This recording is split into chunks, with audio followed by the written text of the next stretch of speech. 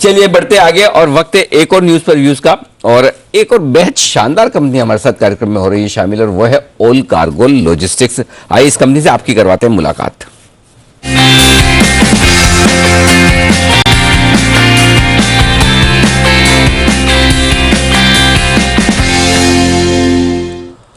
ओल cargo logistics 1993 में Mumbai port में हैंडलिंग ऑपरेटर के तौर पर इन्होंने शुरुआत की थी।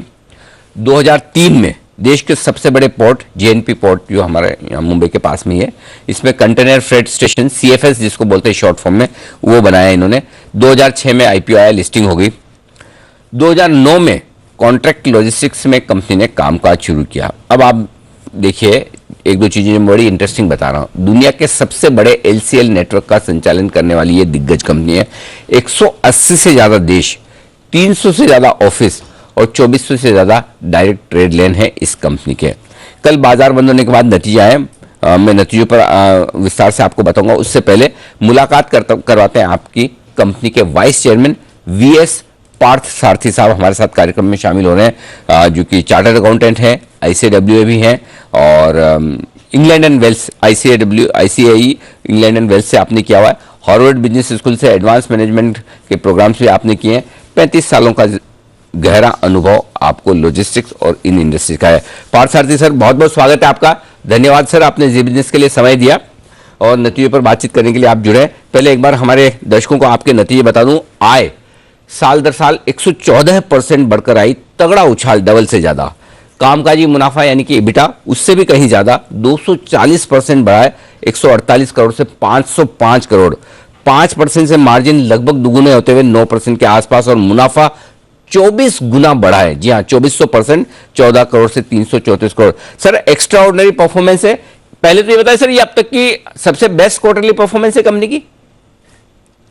अभी तक के लिए तो ये वेरी गुड परफॉर्मेंस है जी। फर्स्ट ऑफ ऑल आप लोगों से जुड़ने में बहुत खुशी हुई है मुझे भी। Thank you sir. एंड दर्शकों को और आपको सलाम और नमस्कार। Thank you sir. सो या ये बहुत बड़ा स्ट्रॉन्ग क्वार्टर रहा है।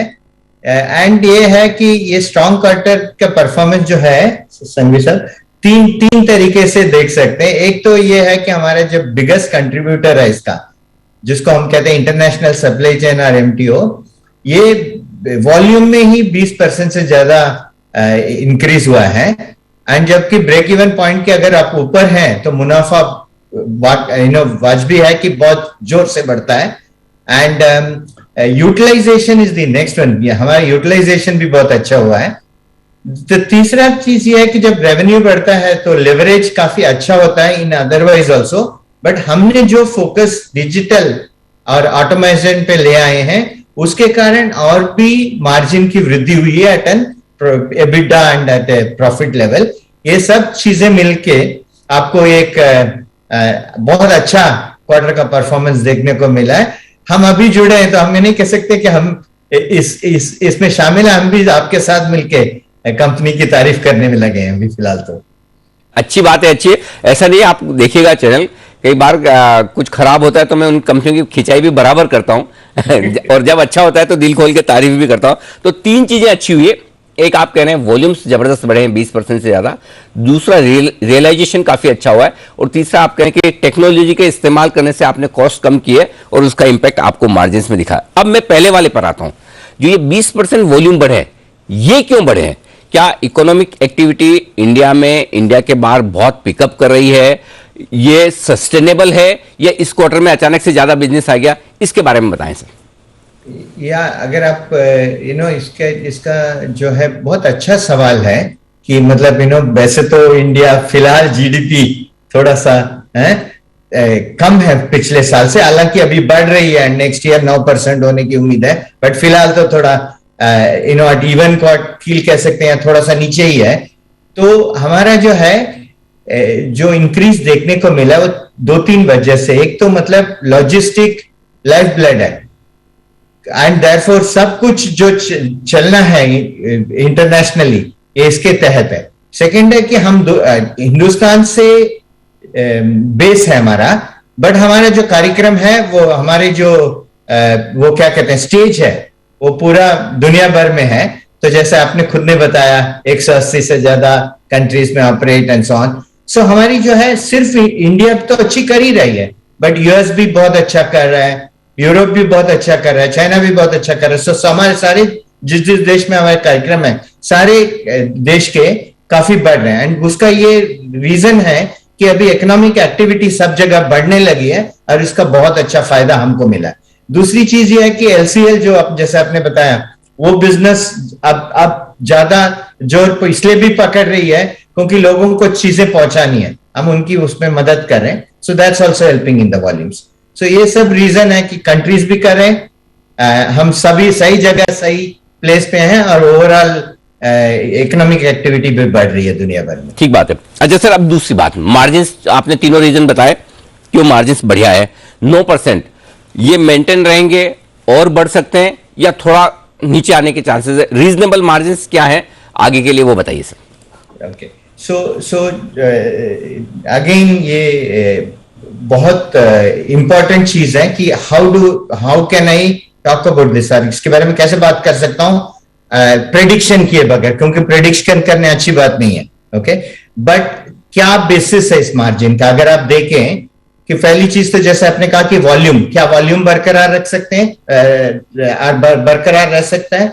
इसका आंसर वेरी क्लियरली यस है, क्योंकि इकोनॉमिक एक्टिविटी और बढ़ने वाला है, कम नहीं होने वाला है। जैसे भारत का जीडीपी 9% की बात कर रहे हैं नेक्स्ट ईयर, सो इकोनॉमिक एक्टिविटी बढ़ेगी तो हमको भी फायदा होगा।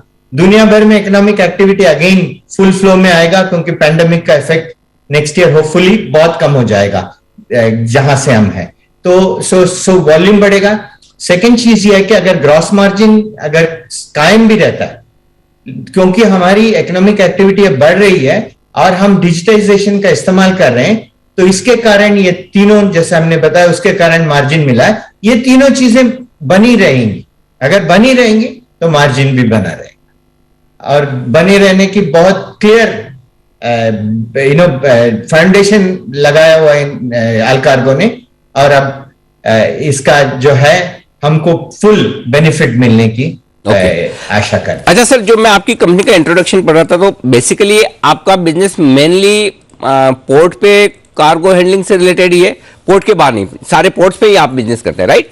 There is two kinds of business. एक तो पोर्ट से तो बहुत लगाव है हमको, इस पे तो कोई दो राय की बात नहीं है जी। सो पोर्ट से बहुत रिलेटेड है, वो एक मेजर है। लेकिन आप कंसोलिडेटेड तौर से देखें, दूसरा हमारा साथ तेज गति से गति जुड़ा हुआ है। गति खुद एक लिस्टेड कंपनी है और एक्सप्रेस लॉजिस्टिक्स में है। सो आप कह सकते हैं एक एमटीओ बड़ा कार्यक्रम है, एक आप एक्सप्रेस लॉजिस्टिक्स एक बढ़ते हुए एक और बिजनेस का बिग पार्ट है, जो कि हम उम्मीद करते हैं कि बहुत तेजी से बढ़ेगा आगे जाके। परफेक्ट। अच्छा सर, एक और चीज बताइए, ये जो बजट में शुरुआत में जब एफएम ने स्पीच शुरू किया, आपने सुना होगा, वो गति शक्ति मास्टर प्लान, बड़ा उस पर एम्फेसिस था, बड़ा पैसा इन्वेस्ट करने जा रही गवर्नमेंट, उसमें मल्टी मॉडल लॉजिस्टिक्स पार्क बनेंगे और भी सारा होगा। इसमें आपके लिए कुछ स्कोप है, कुछ बिजनेस मिलेगा सर? या सो बेसिकली अगर आप देखते हैं संघवी साहब, सो हम अगर बात कर रहे हैं कि क्यों लॉजिस्टिक्स ज्यादा बेहतर नहीं है इंडिया में, पास में जब बात कर रहे थे, तो हमें बात आई होगी कि इंफ्रास्ट्रक्चर और बढ़ना चाहिए, इंफ्रास्ट्रक्चर और अच्छा होना चाहिए, हमारे पोर्ट के और कार्यक्रम अच्छे होने चाहिए, हमारे कनेक्टिविटी अच्छा होना चाहिए। यही चीजें बार बार हम बात करते हैं, राइट? सो हम इस बार की बजट में मैं कह रहा हूं सबसे ज्यादा इंपॉर्टेंट उन्होंने बात कही है। इंपॉर्टेंट का शॉर्ट फॉर्म है आईएमपी, और उन्होंने वो तीन चीज कही है कि इंटीग्रेटेड लॉजिस्टिक्स पे फोकस करेंगे, एम का है this one multi modal, and तीसरा पी का है पीएम गति शक्ति। तो ये तीनों जो चीजें जुड़ के अगर साथ में आएंगे, और जिसमें भी गति शक्ति में, जैसे पीएम गति शक्ति में उन्होंने बहुत बात की है इन्वेस्टमेंट की। ये इन्वेस्टमेंट लॉजिस्टिक की short term and long term दोनों के लिए बहुत बढ़िया, और ये बहुत बड़ा अनाउंसमेंट है मेरे हिसाब से। एंड इस पे हमारी जो है शॉर्ट टर्म तो ऑफकोर्स डिमांड बढ़ेगी, बट लॉन्ग टर्म में हमको जो इकोसिस्टम जो बना रहे हैं लोग, इससे दुनिया में हमारा इंडिया का लॉजिस्टिक्स बिजनेस और जो हमारी क्या कहते हैं इंप्रेशन है वो भी बहुत अच्छी हो जाएगी इस दुनिया में। एंड देयरफॉर ये short term and long term दोनों के लिए बहुत बढ़िया है। परफेक्ट। तो ये आपके लिए। अच्छा सर, आखिरी सवाल आपके डीमर्जर को लेकर। दिसंबर 2021 आपने डीमर्जर अनाउंस किया था, करेक्ट? क्या प्रोग्रेस है सर वहां पर? कब तक कंप्लीट होगा? आगे क्या प्लान्स क्या है उस पर? ये जो है डीमर्जर जो है स्कीम तो फाइल हो चुका है।